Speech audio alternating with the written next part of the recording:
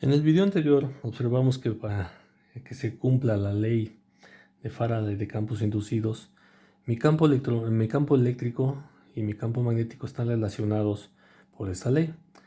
Pero para que yo pueda generar una fuerza electromotriz, mi campo magnético debe ser variante en el tiempo, en algunos de los parámetros que habíamos mencionado anteriormente. En este video vamos a ver esos tres ejemplos de la variación de los tres parámetros principales, que es la magnitud del campo eléctrico, el ángulo con respecto a la incidencia del campo magnético con respecto a la superficie y el posible cambio del tamaño de la superficie. En este ejemplo tenemos que un campo magnético está dado por la siguiente expresión: B de Y de T es igual a B0, donde es la magnitud de mi campo magnético, multiplica a T entre T0 por Y en Y0 en la dirección K. T0 y Y0 son constantes, mis variables son T y Y. Entonces quiere decir que a lo largo de este eje yo voy a tener una variación. Mientras más me aleje hacia el sentido de las Y, la magnitud de mi campo va a cambiar, pero también lo va a hacer con respecto al tiempo. Se nos pide encontrar la fuerza electromotriz inducida en un bucle cuadrado del lado L. Tenemos esta superficie L por L en el plano XY con una esquina en el origen. ¿Sí? Entonces, vamos a empezar desde el inicio de nuestra formulita, que mi fuerza electromotriz es igual a menos la razón de cambio con respecto al tiempo de la integral de superficie no cerrada en mi campo magnético, producto punto con el vector normal de la superficie. Entonces, aquí yo tengo mi campo magnético que está en la dirección K. ¿Sí? Yo tengo un campo magnético que tiene esta expresión, ¿sí?, que aumenta en la dirección de Y, pero también aumenta con respecto al tiempo y está apuntando hacia la dirección K positiva. Entonces, para facilitarnos las cosas, yo voy a seleccionar el vector normal de mi superficie paralelo y en la misma dirección que mi campo magnético. Entonces, yo voy a tener que mi vector normal va a ser igual a K. Y mi diferencial de área, ¿quién es la diferencial de área? Pues lo que yo cambie de este punto a este punto y de este punto hacia este punto. Es decir, va a ser mi diferencial en dx y mi diferencial en dy. Por lo tanto, sustituyendo esto y la expresión de mi campo magnético en esta expresión, yo voy a tener que la fuerza electromotriz va a ser igual a menos la derivada con respecto al tiempo, es decir, mi razón de cambio, de la integral de y igual a 0, que es este punto, hasta L, que es este punto, por la integral de x igual a 0, este punto, hasta L, que es este punto, de esto que tenemos aquí, de B0 por T en T0 por Y en Y0 diferencial. Bueno, aquí antes de eso yo tengo que este es producto punto con N, pero este producto punto es K por K es 1. ¿Sí? Lo podemos poner así, en la dirección K por mi diferencial de área, que ya habíamos dicho, es de X y de Y. Y este producto punto, simplemente 1. Entonces, simplificando, yo voy a tener que esto es mi razón de cambio con respecto al tiempo, nuevamente, de la integral de y igual a 0 hasta L, por la integral de x igual a 0 hasta L, de B0 por T entre T0 por Y entre Y0 de X de Y. Como podemos observar, esta expresión no hay ninguna dependencia de X, por lo tanto podemos resolver directamente de esta integral que es la integral de x igual a 0 hasta L de x, que esto simplemente es, esta parte de la integral, simplemente va a ser L, ¿sí? Porque esto es la integral, esto viene la integral de x igual a 0 a L de x, y esto simplemente x evaluado de 0 hasta L, y esto nos va a dar L. Entonces esta integral la podemos sustituir simplemente por L, y nos va a quedar ahora acá la integral de y0 a L de y, porque esta parte, para el caso de mi integral con respecto a y, es una constante y puedo sacarla de mi factor de integración. Entonces, simplificando esto, yo voy a tener que la derivada con respecto al tiempo de b0 t en t0 por 1 en y0 por L, que es esta L, por la integral de y igual a 0 a L de y de y. Entonces esta es una integral sencilla de resolver. Entonces mi ecuación final me va a quedar que es la derivada con respecto al tiempo de b0 t entre y0 t0 por, aquí yo tengo que va a ser y cuadrada entre 2 evaluado de 0 a L, entonces yo voy a tener aquí L cuadrada entre 2 por esta L, me va a quedar aquí una L cúbica entre 2. Entonces, ahora sí, yo tengo que mi fuerza electromotriz es igual a la derivada de esto. Sacando la derivada, yo voy a tener que esta parte es simplemente una constante. Entonces, yo voy a tener que mi fuerza electromotriz va a ser igual a menos B0 derivada de esta constante de dt con respecto a t es 1, entonces me va a quedar B0 L cúbica entre, arreglando los términos abajo, Y0 por T0, y sus unidades son volts. Entonces aquí lo que pudimos observar es que yo tengo este campo electromagnético variante en el tiempo y variante en la distancia, y mi fuerza electromotriz es igual a este valor. Si yo no tuviera una constante variante en el tiempo, simplemente, como habíamos mencionado, mi fuerza electromotriz sería 0, porque esto sería una constante y la derivada de una constante es 0.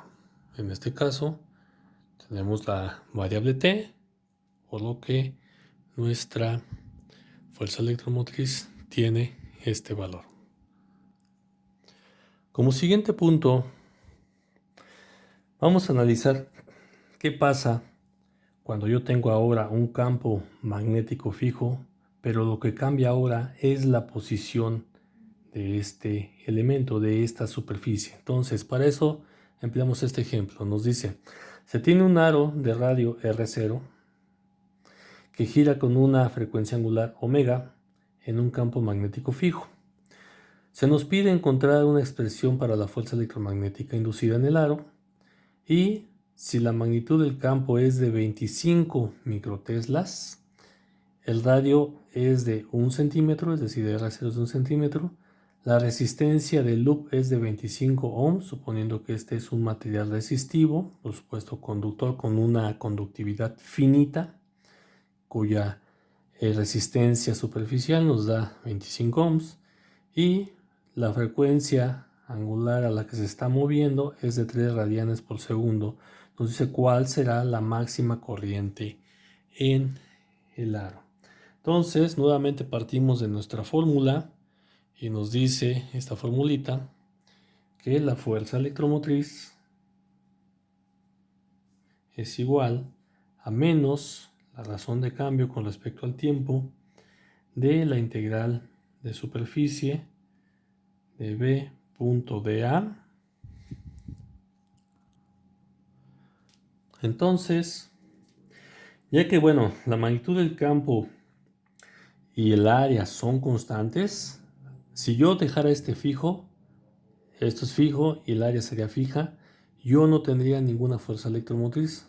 Pero como lo que está cambiando es la posición de este elemento, es decir, el ángulo que está teniendo esta superficie con respecto al flujo, por ejemplo, va a haber un cierto momento en que el aro esté de esta manera, entonces el área que realmente está ejerciendo el flujo magnético sobre esta superficie va a ser más reducida y va a haber un momento en que a lo mejor el aro esté en esta posición y así sucesivamente, por lo tanto yo voy a tener ahora sí un cambio en el flujo, no tanto en el campo magnético, pero sí en el flujo. Por eso es que se utiliza más esta ecuación. Caso contrario, si esta ecuación yo la metiera acá, sería la derivada con respecto al tiempo de el campo magnético y entonces esto me daría 0 porque este campo sería constante. Pero como aquí sí hay un flujo cambiante, por eso puedo utilizar esta fórmula. Entonces, sustituyendo, yo tengo que mi fuerza electromagnética va a ser igual a menos la integral de superficie de la derivada con respecto al tiempo de B punto N de A. ¿Por qué la metí aquí? En este caso, como estos dos elementos son constantes y no dependen del tiempo, la derivada no cambia, porque tanto el campo magnético como A no dependen de variaciones en el tiempo y por lo tanto puedo meterlo así. Si alguno de estos elementos variase con respecto al tiempo, como en el caso del ejercicio anterior, entonces al meter yo esto para acá, sí necesitaría meterlo como una derivada parcial, pero como estas son constantes, no lo vamos a hacer. Entonces, esto va a ser igual a menos la integral de la derivada con respecto al tiempo en la integral de superficie de mi campo magnético por la magnitud del vector unitario, que en este caso sabemos que es 1, por el coseno del ángulo que forman, por la diferencial de área. Pero ¿quién es este ángulo? Este ángulo que se está formando, ¿sí?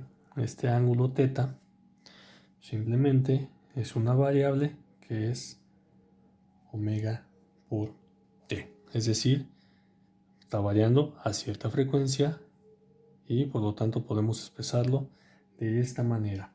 Sustituyendo esto acá, yo tengo que mi fuerza electromagnética va a ser igual a menos la integral nuevamente de superficie por la derivada con respecto al tiempo de mi campo magnético. Esto sabemos que es 1 por el coseno de omega t por la diferencial de área. Ahora sí, si se dan cuenta, estos elementos podemos hacer su derivada y esto va a ser igual. Derivada de esto simplemente es derivada con respecto al tiempo de b coseno de omega t. Entonces, derivada del coseno pues es menos seno multiplicado por este menos me va a dar positivo. Y como estos elementos no son dependientes del área, ¿de qué área estamos hablando? Acuérdense que es del área de la superficie, o la superficie más bien, que estamos utilizando en la que atraviesa el flujo. Entonces, esto va a ser igual a valor absoluto o la magnitud de campo magnético o la derivada de esto, que es seno de omega t por la derivada del ángulo, que es omega derivada de t con respecto a t. Entonces nos da omega por omega seno de omega t. ¿Y quién es nuestra área? Bueno, aquí podemos ponerlo de esta manera para no saltarnos ningún punto. Entonces simplemente resolvemos esto. Omega seno de omega t y esta simplemente es la superficie que tenemos aquí, que es igual a pi por radio, que vale ser radio 0 al cuadrado. Entonces mi fuerza electromotriz va a ser igual a la magnitud de mi campo magnético por omega pi r cuadrada, r0 al cuadrada, seno de omega por t. Entonces, como podemos observar, ahora en este ejercicio, aunque las dos cosas que necesitamos son constantes, que es el flujo, el campo magnético y el área de la superficie que está bajo análisis, yo tengo una fuerza electromagnética porque estoy cambiando el ángulo que incide mi campo magnético. Como segundo paso, el enunciado nos dice que si la magnitud del campo es de 25 microteslas y el radio es de 1 centímetro, la resistencia del loop es de 25 ohms y la frecuencia angular es de 3 radianes por segundo, ¿cuál va a ser la máxima corriente que tenemos en el dispositivo? Simplemente por ley de Ohm.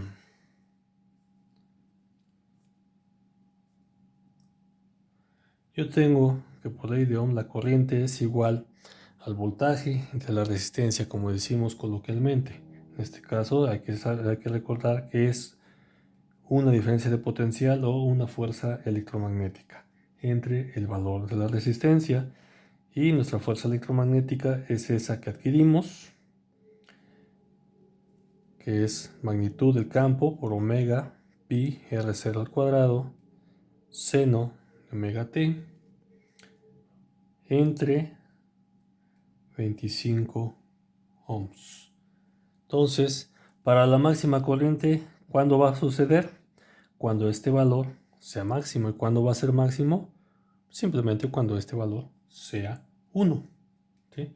Entonces, presentando ese precedente y sustituyendo los valores del ejercicio, yo tengo que mi corriente va a ser igual a 25 por 10 a la menos 6, que es el valor de la magnitud de mi campo magnético, por 3, que es omega, por pi, por el radio, que es 1 centímetro, que es igual a 0.01 metros al cuadrado, por este valor que debe ser 1 entre 25 ohms.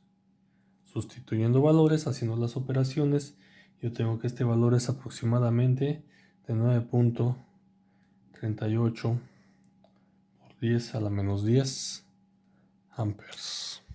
¿Sí?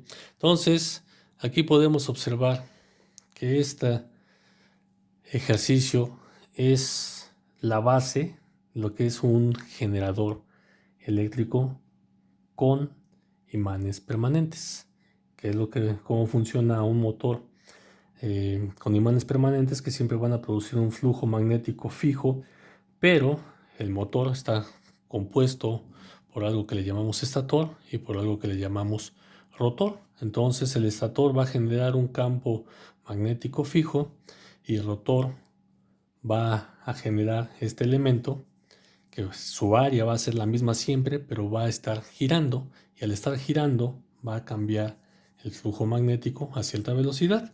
Y aquí podemos observar en esta expresión que si yo incremento la frecuencia de giro, si yo incremento la magnitud, si yo incremento el radio, yo voy a tener una diferencia de potencial mayor. Es decir, si yo quiero un motor que genere mucho voltaje, o incremento el campo magnético, o incremento la velocidad de revolución de mi rotor, o incremento su área, o las tres, o un juego de ellas, de tal manera que se pueda incrementar la cantidad de fuerza electromotriz generada.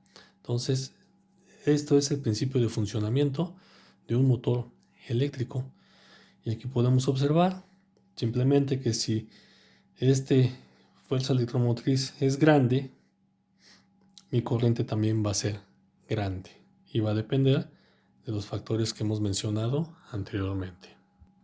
Finalmente, pasamos al tercer punto que podemos cambiar. Vamos a suponer que tenemos un aro circular que permanece perpendicular con respecto a un campo magnético fijo. Este campo magnético puede ir en cualquier dirección siempre y cuando sea un campo magnético fijo, ¿sí? El aro va a decrecer con el tiempo a una relación R de t igual a R0 por 1 menos t entre T0. Entonces vamos a encontrar la expresión de la fuerza electromagnética inducida. Entonces, mientras más crezca el tiempo, aquí este valor lo vamos reduciendo porque se está restando de la unidad. Entonces este aro va a pasar de tener cierto valor a bajar, a bajar, a bajar, a bajar hasta llegar a un valor mínimo. Entonces nuevamente vamos a recurrir a nuestra ecuación de fuerza electromagnética, que es igual a menos la derivada con respecto al tiempo de mi integral de superficie de mi campo magnético, producto punto con el vector normal de la superficie, diferencial de área.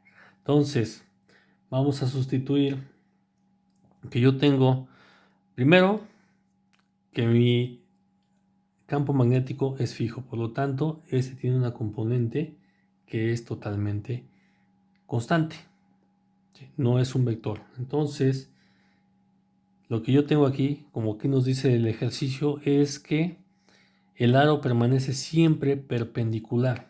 Entonces, si yo pongo este aro, el vector normal que yo utilice siempre va a estar igual paralelo con respecto al flujo.